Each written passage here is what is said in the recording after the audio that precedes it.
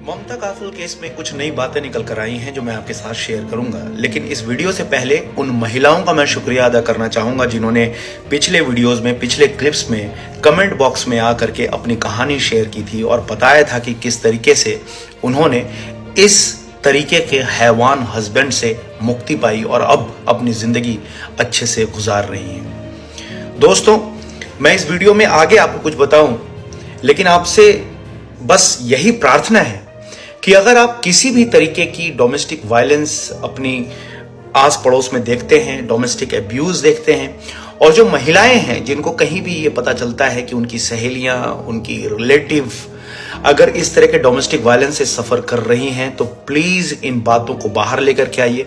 Social media आज के date में एक बहुत बड़ा औजार है, लेकिन साथ ही साथ हिदायत ये होगी कि अपने नाम को बहुत ज़्यादा डिस्क्लोज ना करें और अथॉरिटीज से संपर्क करें और अपने रास्ते को आसान बनाने की कोशिश करें। ममता काफिले को मैं ब्लेम नहीं कर रहा, लेकिन हाँ, इनका एक पोस्ट बहुत ज़्यादा वायरल हुआ है जिनमें उन्होंने एनोनिमस पोस्ट नहीं डाला बल्कि अपने नाम के साथ एक पोस्ट डाला कि वो डिवोर्स की प्रक्रिया के थ्रू जा रही हैं और उनके पति से कोई सपोर्ट नहीं मिल रहा, जिसकी वजह से चाइल्ड केयर में इनको बहुत सारी मुश्किलातों का सामना करना पड़ रहा है। मैं ममता काफिले को दोषी नहीं ठहरा रहा, लेकिन हाँ, जब आप एक नार्सिस्टिक हस्बैंड से डील कर रहे हो तो कई बातें आपको चुपके और बड़े ही शांत तरीके से करनी पड़ती है। अगर आपने ये बात बता दिया और खुल करके सामने आ गई तो कई बार चीज़ें आपके अगेंस्ट चली जाती हैं। अफसोसनाक है और ऐसा ही लग रहा है कि जो ममता काफिले करना चाह रही थी, अपनी ज़िंदगी को आसान बनाने की कोशिश कर रही थी, वही बात इस नार्सिस्टिक हस्बैंड को पसंद नहीं आई और कई हद तक इनकी माँ भी इसमें शामिल है। जैसा कि मैंने पहले वीडियो में आपको बताया था कि किस तरीके से वो चौपाड़ी शायद बोलते हैं, जो पीरियड्स के अंधविश्वास के रूल्स की वजह से जो ममता काफिल को बहुत ज़्यादा सहना पड़ रहा था। और मैंने पिछले वीडियोस में ये भी बताया था कि हर महीने 7 दिनों तक इनके साथ बिल्कुल छुआछूत वाली जो आप कह लीजिए बिहेवियर है वो किया जाता था। और अगर हर महीने 7 दिनों तक आप ऐसा करेंगे, 4 हफ्ते का एक महीना होता है और एक हफ्ता इनका स्ट्रगल भरा हो, तो ये बहुत ज़्यादा सफ़र कर रही थी, जिसकी वजह से बहुत सारी प्रॉब्लम्स आ रही थी खुद हस्बैंड और वाइफ के बीच में, और सास तो जो है वो आग में घी डालने का काम कर रही थी। आइए अब अपडेट्स के बारे में बात कर रहे हैं। अपडेट्स ये आए हैं कि जो गाड़ी नरेश भट्ट ने बेचा था वो गाड़ी अब पुलिस के कब्जे में है। अब उस गाड़ी में बहुत सारे एविडेंसेस हो सकते हैं या फिर बहुत सारे एविडेंसेस वॉश आउट भी हो गए होंगे, लेकिन टेक्नोलॉजी आज के डेट में इतनी ज़बरदस्त है कि कुछ ना कुछ वहाँ से भी निकलेगा। पुलिस फिर से नरेश भट्ट के घर पे पहुंची और एक बार फिर से सर्च किया है, क्या चीज़ें हैं, क्या खुलासा हुआ है, इस पर पुलिस अभी बहुत खुलकर बात नहीं कर रही है। लेकिन अभी भी डेड बॉडी जो है, सॉरी मैं डेड बॉडी इसलिए कह रहा हूँ क्योंकि पुलिस भी अब ये मानकर चल रही है कि ममता काफिले का जिंदा होना नामुमकिन ऐसा प्रतीत हो रहा है, क्योंकि इतने एविडेंसेस मिल चुके हैं। डीएनए टेस्ट होने बाकी हैं, लेकिन ब्लड स्टेन्स मिले हैं। बाथ टब में बहुत ज़्यादा ब्लड स्टेन्स मिले हैं, जिस बाथ टब को भी सीज कर लिया है पुलिस ने। और अब सिर्फ एक ही चीज़ बचती है, उस बॉडी को ढूंढना। और जैसा मैंने आपको पहले बताया था कि नरेश भट्ट आर्मी में रह चुके हैं और आर्मी में रहने वाले लोग ढीठ होते हैं। सॉरी, मैं पूरे आर्मी को इस तरीके का स्ट्रांग बनाया जाता है ताकि अगर वो दुश्मन के कब्जे में आ जाए तो जल्द अपने राज ना खोलें। तो एक बहुत मजबूत आर्मी की जो है मेंटेलिटी होती है और उनसे राज उगलवाना एक बहुत ही मुश्किल काम है। तो पता नहीं नरेश भट्ट कब राज उगलेगा, ये समय ही बता सकता है। लेकिन फिलहाल इन्वेस्टिगेशंस बहुत ज़ोर शोर से चल रहे हैं। एक ही पॉजिटिव न्यूज़ मैं आपको बता सकता हूँ और वो ये है कि जो पुलिस चीफ हैं वर्जीनिया के, वो ये कह रहे हैं कि पॉजिटिव दिशा में हम मुड़ रहे हैं और हमारे पास कुछ और भी सबूत मिले हैं जिसके बारे में अभी मैं नहीं बता पाऊंगा। लेकिन हाँ, इस बात के पुख्ता प्रमाण मिल रहे हैं कि ममता काफिले जो हैं अब इस दुनिया में नहीं है और जल्द ही हम मर्डर के चार्जेस लगाने में कामयाब हो जाएंगे नरेश भट्ट पर। तो ये बहुत अफसोसनाक खबर है, क्योंकि जैसा कि मैंने आपको पहले वीडियो में बताया, मैं बार बार पहले वीडियोस का इसलिए जिक्र कर रहा हूं क्योंकि अगर आपने नहीं देखा होगा तो एक रिकैप सा मैं आपको बता रहा हूं कि हत्या के ठीक एक दिन पहले 3 नाइफ्स खरीदी गई थी, जिसमें से 2 माफ कीजिएगा 2 नाइफ्स जो हैं वो बिल्कुल नहीं मिले और एक नाइफ जो है वो बरामद की गई है। तो 2 नाइफ्स कहाँ गए?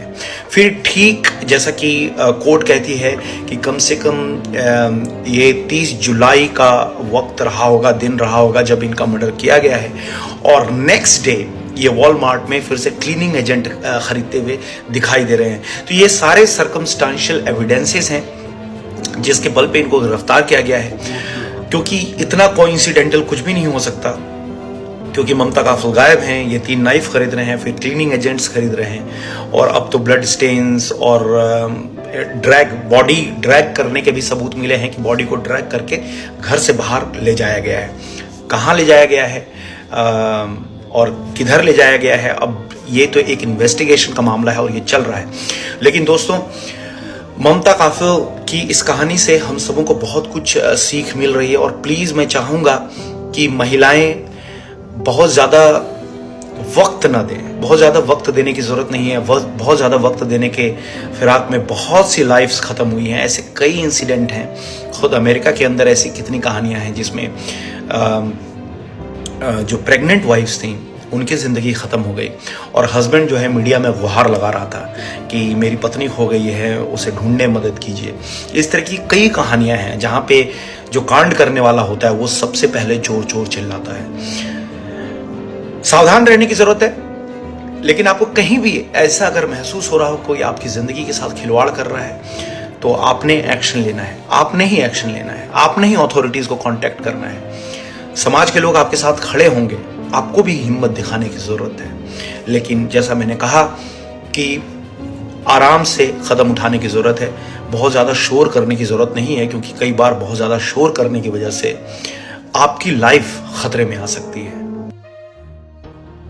आप में से कई लोग हैं मुझसे कहते हैं ये अमेरिका है, अमेरिका में पुलिस जानती है क्या काम कर रही है। तो भाई मैं आपको बता दूं, अमेरिका में ही कितने अनसॉल्व्ड मिस्ट्रीज हैं। अमेरिका में क्राइम रेट कोई कम नहीं है, और अमेरिका में इतनी सारी कहानियां भरी पड़ी हैं जहां पर हस्बैंड ने अपनी वाइफ को खत्म कर दिया और फिर इन्वेस्टिगेशन के नाम पे कुछ भी नहीं हुआ और उन्हें बरी कर दिया गया। आप गूगल सर्च मारिए, आपको पता चल जाएगा। क्रिस वॉट्स की अगर हम आपको कहानी सुनाते हैं तो जिसमें यह पता चलता है कि किस तरीके से पुलिस ने 2 दिन के अंदर में क्रिस वॉट्स को गिरफ्तार कर लिया, पॉलीग्राफ टेस्ट हुई, और इसके बाद क्रिस वॉट्स पूरे तरीके से टूट गया और पूरी सच्चाई उगल दी 2 दिन के अंदर में। उसके वाइफ के गायब होने के 2 दिन के अंदर में क्रिस वॉट्स को गिरफ्तार कर लिया गया था। यहां ममता काफिल की जब बात होती है तो ममता काफिल के वेलफेयर चेक्स के नाम पे पुलिस पहुंचती है 2 से 3 दिनों में। जब कम्युनिटी प्रेशर बढ़ता है, इनके फ्रेंड्स सवाल पूछने लगते हैं, तब पुलिस पहुंचती है नरेश भट्ट के पास, उसके घर पे इंक्वायरी करती है, और क्या कहती है पुलिस कि हाँ अगर कोई अपडेट्स हो तो जरूर बताना और अपना ध्यान रखना। ये बोल करके पुलिस निकल जाती है। पुलिस सही मायने में 2 हफ्ते के बाद 30 जुलाई को वो गायब होती है। 2 हफ्ते के बाद पुलिस नरेश भट्ट को गिरफ्तार करती है, जो कि नरेश भट्ट को पूरा टाइम देती है एविडेंसेस को साफ करने का, पूरा टाइम देती है अपनी गाड़ी को बेचने का। यहां तक कि पूरा टाइम मिल ही गया होता कि वो अपना घर भी बेच करके निकल गया होता अगर कम्युनिटी प्रेशर और ममता के फ्रेंड्स आगे नहीं आते। ये तो सोशल मीडिया का शुक्रिया अदा कीजिए कि जिस तरीके से बात को दबने नहीं दिया जा रहा है, किस तरीके से ममता काफिल के नाम पे जो पुलिस ने नरम दिली दिखाई है और नरेश भट्ट के प्रति जितनी ईमानदारी से वो पेश आते रहे हैं, और इतनी ढील दे रखी है कि नरेश भट्ट ने अब तक ये नहीं बताया है कि ममता काफिल की बॉडी कहां है। वो तो शुक्र मनाइए कि नरेश भट्ट ने अपनी बेटी को कोई दिक्कत नहीं पहुंचाई। ऐसी कई कहानियां जिसमें पत्नी के साथ साथ लोगों ने बच्चों को भी खत्म कर दिया है। पुलिस ने यहां पे कितना बड़ा रिस्क लिया था। पुलिस ने 2 हफ्ते के लिए उस बच्ची को उसके पिता के साथ छोड़ दिया, उस पिता के साथ छोड़ दिया जिस पिता पे अब इल्जाम है कि वो अपनी पति का हत्यारा हो सकता है। 99% चांसेस है। सर्कमस्टांशियल एविडेंसेस चीख चीख कर इस बात का गवाह दे रहे हैं। आप में से बहुत से लोग कहते हैं कि ब्रिज थोड़ा सा संभल के बात करो। क्या संभल कर बात करूं मैं? यहां पे जिस तरीके से ढिलाई बरती जा रही है, जिस तरीके से सारे एविडेंसेस, किस तरीके से पुलिस इन्वेस्टिगेशन कर रही है, अगर हम इस पे सवाल ना उठाएं तो क्या करें बताइए। कुछ दिनों पहले पार्क को लॉक कर दिया गया, पार्क में भी बहुत जांच पड़ताल हुई, ढूंढा गया, वहां भी कुत्ते नहीं दिखाई दिए, कुत्तों को नहीं लाया गया, आदमी ढूंढ रहे हैं। अरे भाई, जब आप जंगल में कोई ऐसी चीज ढूंढ रहे हो तो भाई डॉग्स का भी हेल्प ले लो, उनको इतनी आराम क्यों दे रखा है तुमने? तो ये सारे इन्वेस्टिगेशन, मुझे पता है पुलिस बहुत लायक है। आप में से कई लोग बोलेंगे भाई पुलिस इन्वेस्टिगेशन पे सवाल पैदा मत करो, ये नेपाल नहीं है, ये इंडिया नहीं है। तो भैया ये अमेरिका ही है, मैं कह रहा हूं ये अमेरिका है, लेकिन अमेरिका में भी केसेस सारे सॉल्व हो जाते हैं। ये तुम भी डंके की चोट पे नहीं कह सकते। तो ये थोड़ी नाराजगी होती है और निराश मैं इसलिए हूं कि जिस तरीके से केस आगे बढ़ रहा है, क्या हम ममता काफिल को न्याय दिलाने में सफल हो पाएंगे? पूरी की पूरी जो कम्युनिटी है फ्लायर्स बांट रही है, अपना टाइम स्पेंड कर रही है, पॉडकास्टिंग कर रही है। हमारे जैसे कई लोग इस पे आपको अपडेट्स देने की अलग अलग भाषाओं में कोशिश कर रहे हैं, लेकिन सच्चाई यह है कि जिस तरीके से पूरी इन्वेस्टिगेशन चल रही है, इसने लोगों को निराश किया है। 2 हफ्ते का वक्त आप क्यों देंगे? 2 हफ्ते तक आप इंतजार क्यों करेंगे? हाउस सर्च के लिए भी 2 हफ्ते का इंतजार इनको करना पड़ा, तब जाकर के उनकी गिरफ्तारी हुई है। हाउस सर्च पहले हो जाना चाहिए था। लोग बार बार चीख कर कह रहे थे कि ममता के साथ कुछ गलत हुआ है, कुछ गलत हुआ है, लेकिन पुलिस वेलफेयर सर्च के नाम पे काम करती रही। बच्ची अपने उसी हत्यारे पिता के साथ रही। अगर कुछ हो जाता तो सास जो है ऑलरेडी नेपाल के लिए निकल गई सब कुछ करने के बाद, जबकि यह सब माना जा रहा है कि यह एक बंदे का काम नहीं हो सकता। सास निकल गई, अब सास नेपाल में है, अब उनको इन्वेस्टिगेशन के लिए आप कैसे पकड़ेंगे? उनसे क्या आप निकलवाएंगे? चलिए नरेश भट्ट कुछ नहीं बोल पा रहा, शायद सास बहुत कुछ बोल चुकी होती अगर वो टाइम पे उसे रिमांड पे ले जाता। बहुत सारे सवाल है दोस्तों, और अगर आपको लगता है कि ये पूरी की पूरी जो इन्वेस्टिगेशन है सही चल रही है तो कमेंट बॉक्स पे जरूर बताइएगा। हजुर साथीहरू, यो एउटा ब्रेकिङ न्युज पनि हो। यहाँ ममता काफ्ले भट्टको केसको सम्बन्धमा उनको हत्या प्रकरणमा चाहिँ उनका श्रीमानलाई अस्ति मन्डेको कोर्ट हियरिङले चाहिँ जेलमै राख्ने, बन्डमा बाहिर निक्लिन नदिने धरोटीमा भन्ने निर्णय गरेको थियो।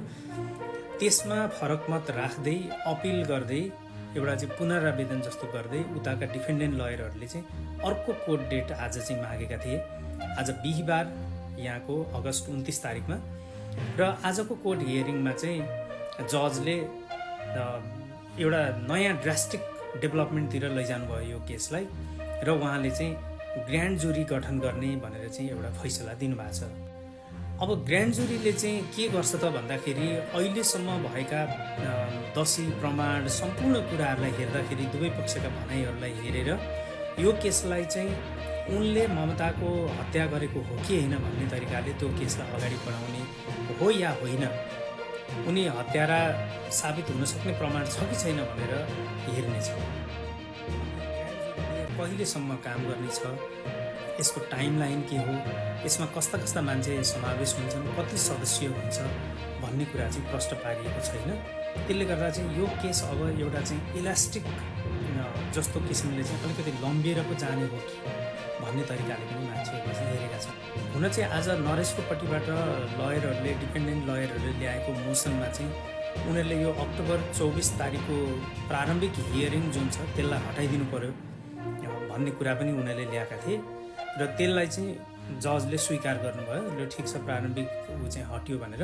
त्यसमा यता सरकारी वकिलहरूले पनि विरोध गरेनन् त्यो कुरामा, र चाहिँ त्यो पछाडि जजले चाहिँ लगत्तै यो ग्रान्ड जुरी अब गठन गरिएको छ भनेर चाहिँ प्रारम्भिक त्यो हियरिङको डेटलाई हटाइदिनु भएको छ, र अब चाहिँ पब्लिकको जिम्मेदारीमा पनि गएको छ। ग्रान्ड जुरीको चाहिँ रोलहरू भनेको चाहिँ कोर्टमा जजले गर्न सक्ने भूमिकाभन्दा ज्यादा भूमिका गर्न सक्छन्, ज्यादा मान्छेहरूको प्रश्न उत्तर गर्न सक्छन्, इन्टरभ्यू गर्न सक्छन्, हरेक कुरालाई हेर्न सक्छन् भनेर भनिएको छ। किनभने यो डेड बडी यस्तो तरिकाले लुकाइएको छ कि अहिले चाहिँ उनलाई कन्सिलमेन्ट अफ द डेड बडी भनेर मात्र आरोप लगाइएको छ, मृत शरीरलाई लुकाएको भन्ने मात्रै आरोप लागेको छ। तैँले नि मारिस भनेर भन्न सकेको छैन उसलाई, नरेशलाई।